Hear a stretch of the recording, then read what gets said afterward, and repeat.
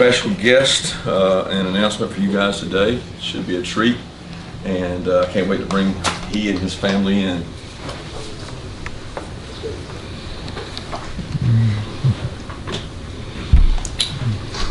think he's coming.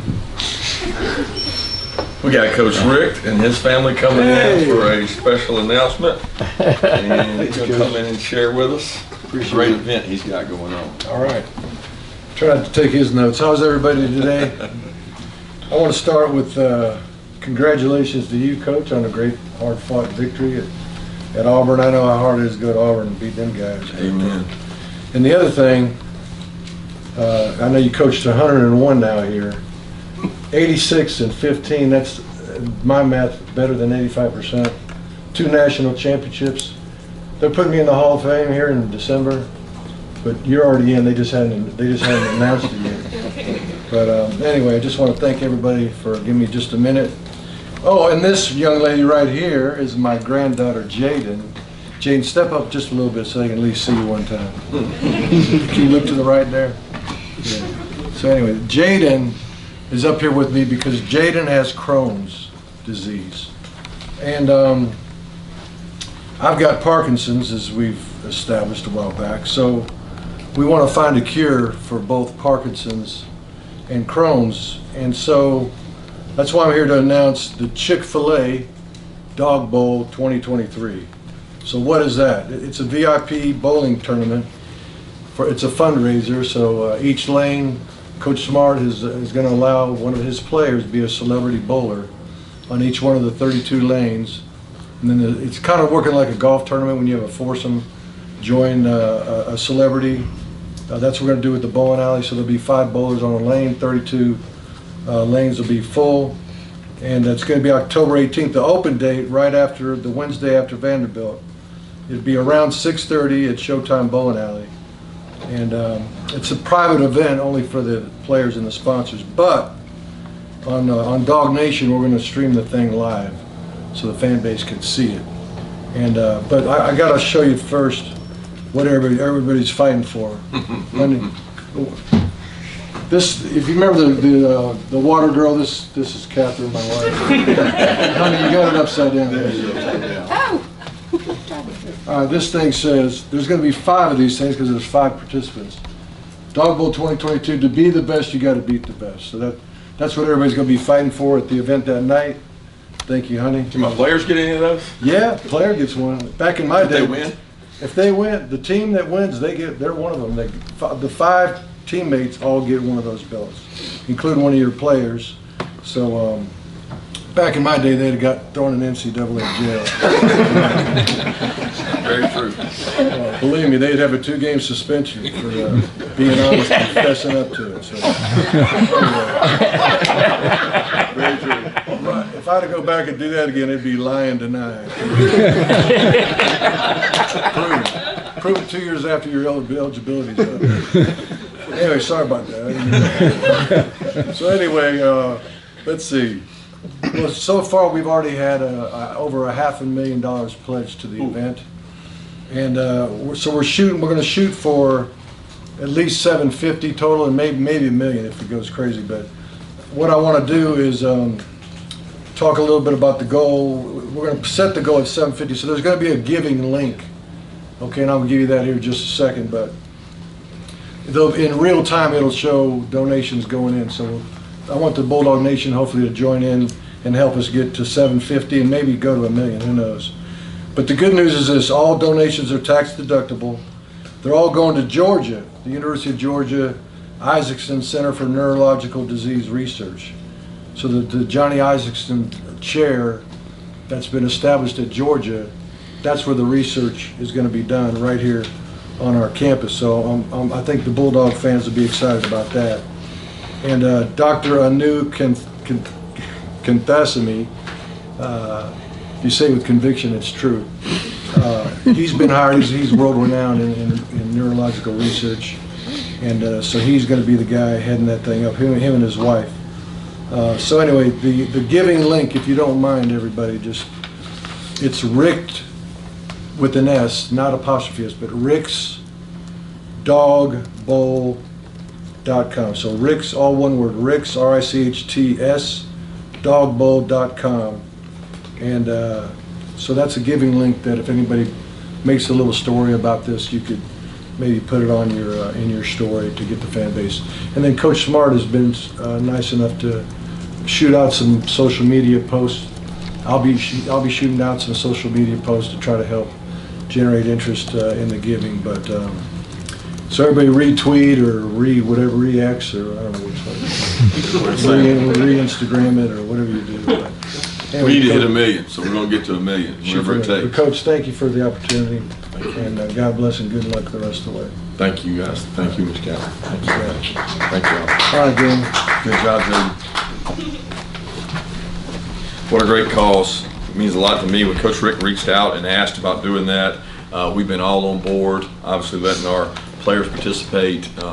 My grandfather had Parkinson's, and I can remember as a child him going through that experience. So it's touched everybody's lives in some way, shape, or form. So anything we can do to give back to that. It's during our off week, so we're going to fill up that bowling alley with everybody we can. And then the people that can't come, you can tune in on Dog Nation, and you can also give. So that's an opportunity to give back to a greater cause. So I certainly appreciate Coach Rick taking the time to do that. So with that, I also want to mention this week's game against Kentucky, which obviously is a huge game at night.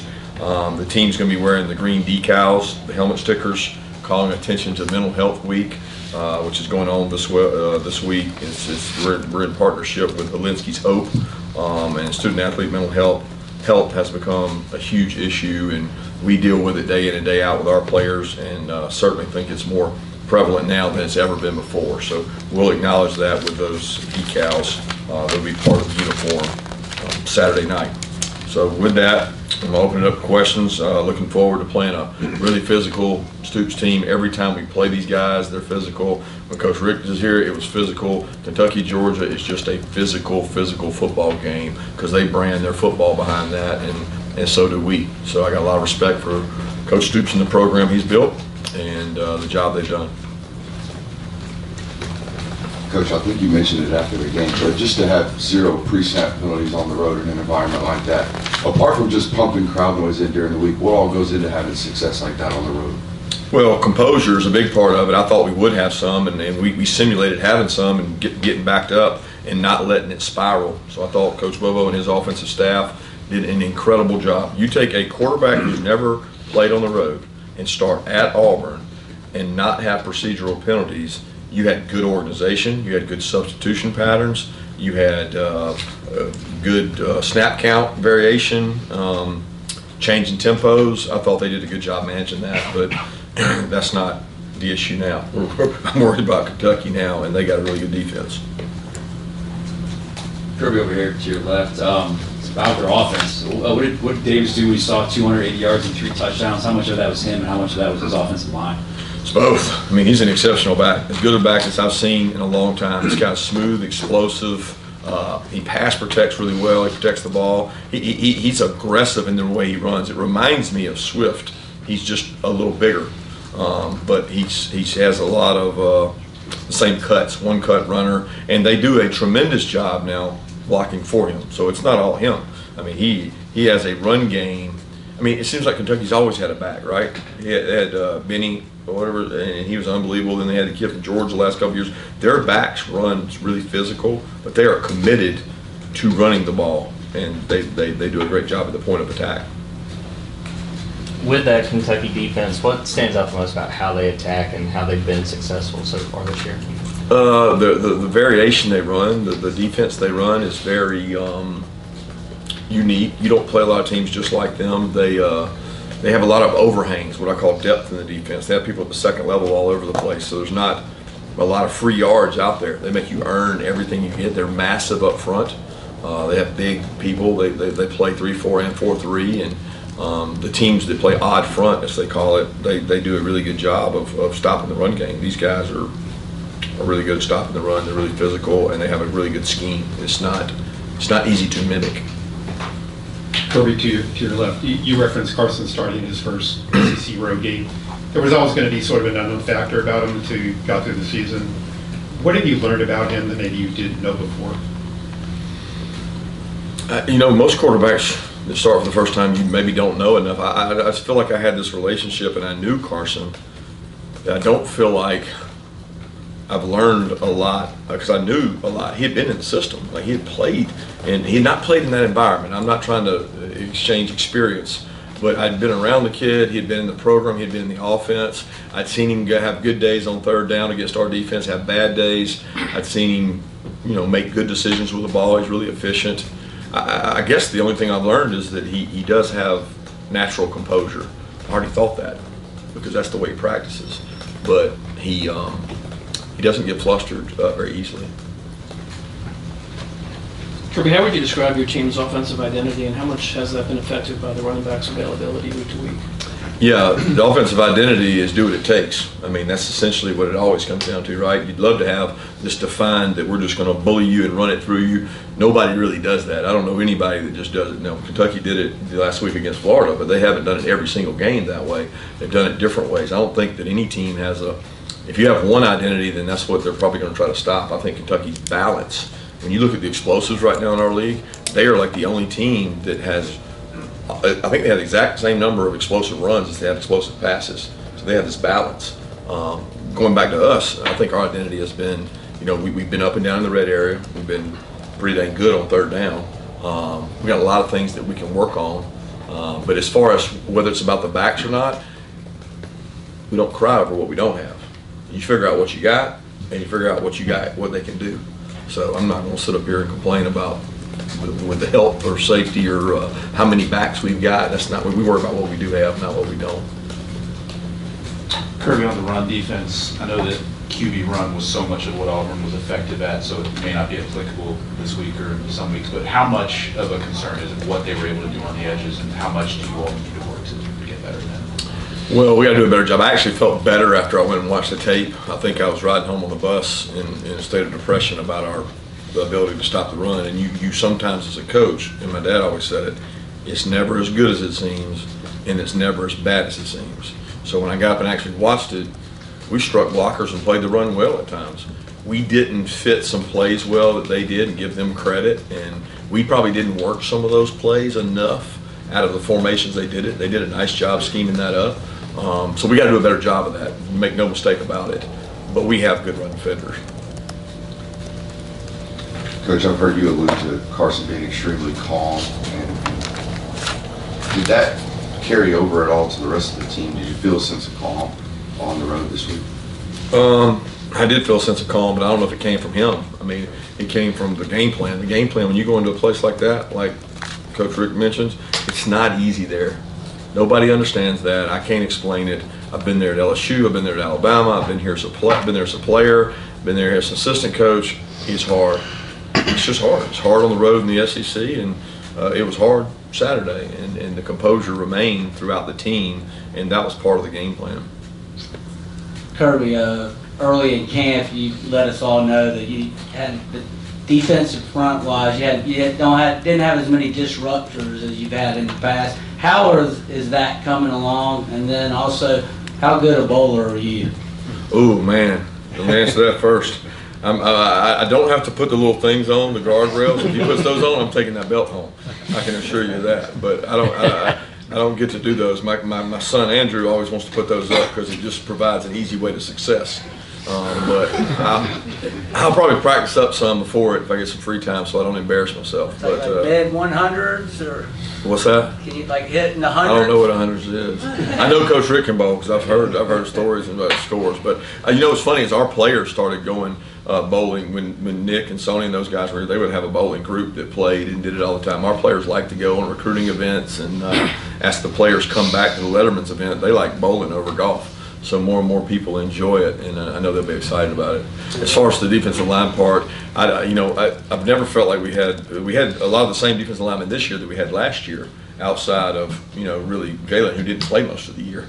So I mean, we've got plenty of D linemen good enough to do things and execute. We just don't have disruptive people. So you have to find other ways to do things defensively to try to give people negative plays. Yeah, you got Ladd and Kendall back on Saturday, but from a health standpoint, how much of it is still monitoring them and working their way back up to 100%? Yeah, just that. I mean, we're really trying to get them in shape now because we feel like they're healthy. It's a matter of, okay, can they get in shape without wearing down their legs? You don't really get in shape in season. You're either in shape or you're not. And those guys haven't had a chance to have the stamina and practice. So we try to do it other ways, non-weight bearing, underwater running. You do all the things you can do, but we're trying to get them healthy and get them to the game and maybe get them some more snaps. Kirby, I asked Tate earlier, when you look at Kentucky defensive line, you see big number 0, you kind of get Jordan Davis vibe when you look at him. Yeah, extremely athletic for a large man. They do more with him probably than we did with Jordan. They don't play him in the 0 nose. They move him out with a 5 technique, 4-eye. They dropped him against Florida in the interception play. I mean, it's unique as you'll see a human being 6'6", 350 dropping. And they mix it up with the guy. He was a talented player. We recruited him here. He's gotten better. He's a kind of a wrecking ball in there. You know, he knocks people back. Kirby, when we talked to Tate a few minutes ago, he was frustrated with the run blocking for himself and really the whole offensive line. What are you seeing just with the run blocking so far and the ways they need to improve going forward? You got to help them. You got to help them in a lot of ways. Look, there's nobody.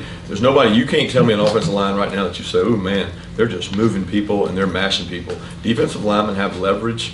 They strike out of their hips. They come out. You got to find ways to get double teams. You got to find ways to run it on perimeter. Running the ball in the SEC is the hardest thing to do. And Kentucky just did an unbelievable job of doing it. But outside of that performance, it's just not easy. And I can't pinpoint one thing that we can do better, but there's a lot of things we got to do better. And that's not just an offensive line job. You know, there's perimeter blocks, there's tight ends blocks, there's getting in the right run play, and there's the running back reads where they got to do the right thing too. It's shared responsibility starting with me.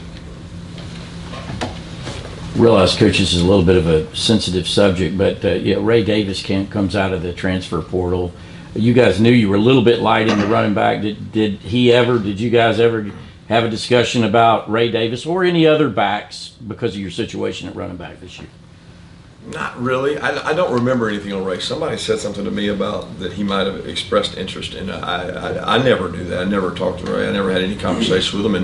And to be honest with you, we were in a situation where we had some backs coming back. We felt really good about Branson Kendall, Dejon, and the guys we had coming back. So, I mean, you're always looking for a better player, but we weren't actively pursuing anyone. And like I've told you before, most of these kids, when they go in the portal, they probably have an idea where they're going. Going back to the film from Saturday, when you look at it on the bus, you see things you like, some things you don't. Give me your evaluation of your guard play from this past Saturday. Depends on what front they were in, Roddy. I mean, they have different fronts. I mean, you have a covered guard and you have an uncovered guard. We had some mistakes in there on a couple pass pros. We had some good plays. I mean, Auburn's defensive line played extremely hard, like every one of them will. They played really good pad level and leverage and didn't give up movement, which every one of them will. So I think across the board, offensive line and our defensive line both have to play better. And that's essentially my assessment.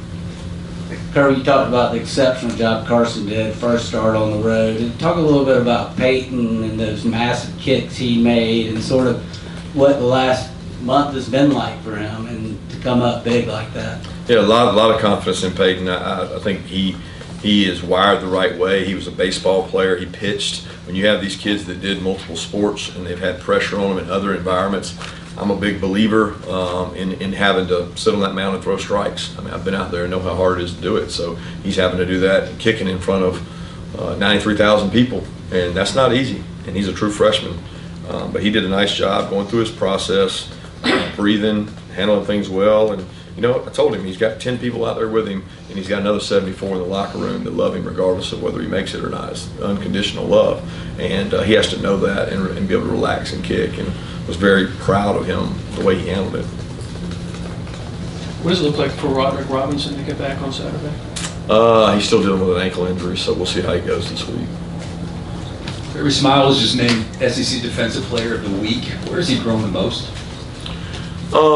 Probably in his leadership. He's been an incredible athlete, and he came in as a really good space player. He's gotten tougher.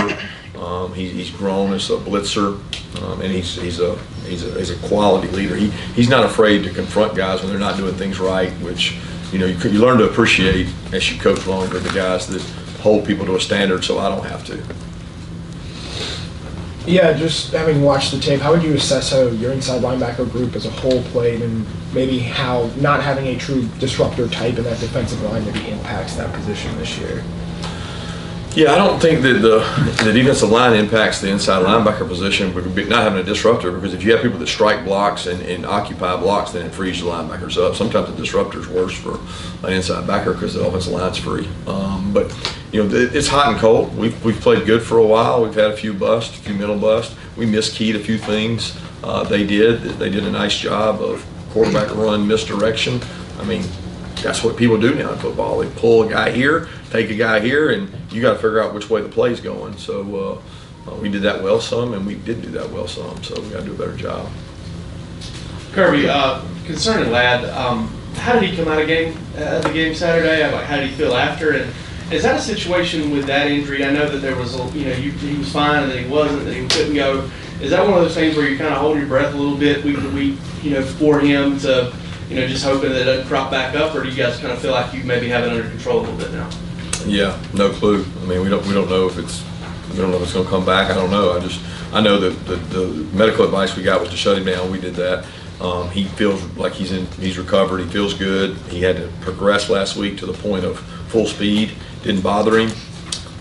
So I was pleased with that part of it. He wants to be out there. The biggest thing now for him is the conditioning level and all. You took Lawson Lucky and Pierce Sperling on the road with you last week. Could they have played? Could they have played? Yeah, they could have played. Will they play this week? Well, if they're better than Oscar and Brock, I mean, I don't know what you want us to do. Y'all want to take Brock Bowers out and put one of them in? Anybody voting on that? I mean, if you vote that, then you're not a coach. But yeah, they're cleared. They're not where they need to be physically and mentally to play SEC play. They're trying to get there. But I mean, guys, this is a grown man sport. To put a true freshman out there just because you guys had him as a 4 or 5 star, it doesn't mean he's ready. I mean, it's physical out there, and it's grown man football when you watch what's going on out there. And those guys they're getting better, they're getting closer. But how many freshmen did we play the other day? I don't know. A kicker, a linebacker. I can't think of many others.